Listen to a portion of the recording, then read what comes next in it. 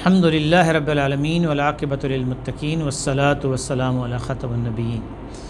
محترم ناظرین و سامعین، السلام علیکم ورحمۃ اللہ وبرکاتہ۔ ایک مومن اور مسلمان کی حیثیت سے ہم کوئی بھی اچھا کام کرتے ہیں تو بعض دفعہ اس کام پہ بڑا فخر بھی کرتے ہیں، لیکن اللہ سبحانہ و تعالیٰ کو عاجزی اور انکساری بڑی پسند ہے، اور یہی ایک مومن کی شان ہے۔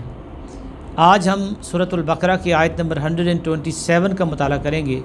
جس میں حضرت ابراہیم علیہ السلام اور حضرت اسماعیل علیہ السلام کا ذکر کیا گیا ہے، اور ان کے اخلاق ان کے اعلیٰ اخلاق و کردار اور ایک عاجزی اور انکساری کی ایک کیفیت بیان کی گئی ہے، اور ان کی ایک بڑی اہم اور بہت ہی شاندار دعا کا ذکر کیا گیا ہے۔ چنانچہ اللہ سبحانہ و تعالیٰ کا ارشاد ہے، اعوذ باللہ من الشیطان الرجیم، بسم اللہ الرحمن الرحیم، وَإِذْ يَرْفَعُ إِبْرَاهِيمُ الْقَوَاعِدَ مِنَ الْبَيْتِ وَإِسْمَاعِيلُ رَبَّنَا تَقَبَّلْ مِنَّا إِنَّكَ أَنْتَ السَّمِيعُ الْعَلِيمُ۔ جب ابراہیم علیہ السلام اور اسماعیل علیہ السلام خانہ کعبہ کی دیواریں اٹھا رہے تھے، اس کی دیواریں کھڑی کر رہے تھے، تو یہاں ایک بات تو یہ ہے کہ یہاں لفظ استعمال کیا گیا ہے کہ القواعد کا مطلب یہاں یہ ہے کہ اس کی بنیادیں پہلے سے موجود تھی وہاں پہ، اس لیے اہل علم اور علماء یہ اس بات کو واضح بھی انہوں نے کیا ہے کہ خانہ کعبہ سب سے پہلے حضرت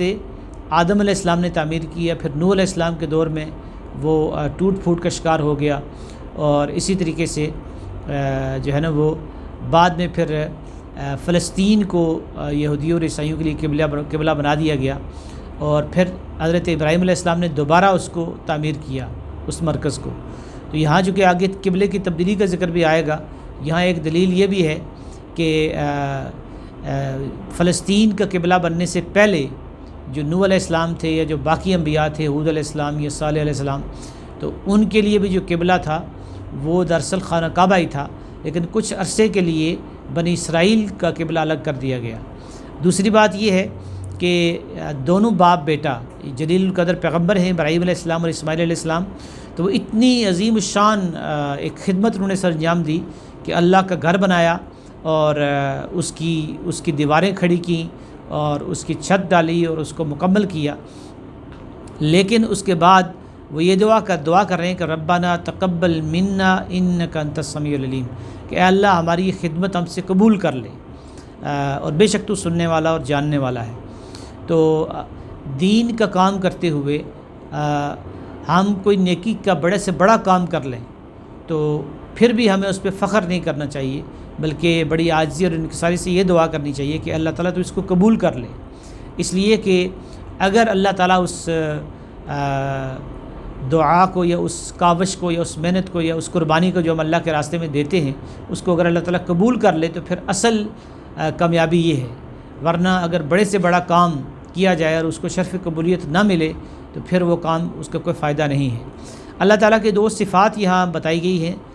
انک انت السمیع العلیم۔ السمیع کا مطلب ہے جو ہر بات کو ہر جگہ سن سکتا ہے اور ہر ایک کی بات کو سن سکتا ہے، اور اس کو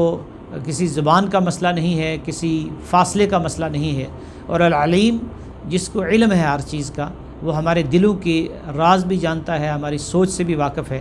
تو یہ دو صفات اگر ہم اچھی طرح ان کا شعور حاصل کر لیں تو پھر گویا کہ ہم کوئی غلط بات کہنے سے یا غلط بات سوچنے سے اپنے آپ کو باز رکھنے کی کوشش کر سکتے ہیں، اور ہمارے اندر وہ تقویٰ کی صفت پیدا ہو سکتی ہے کہ اللہ تعالیٰ سن رہا ہے اور دیکھ رہا ہے۔ یہی وہ کیفیت تھی کہ جو اس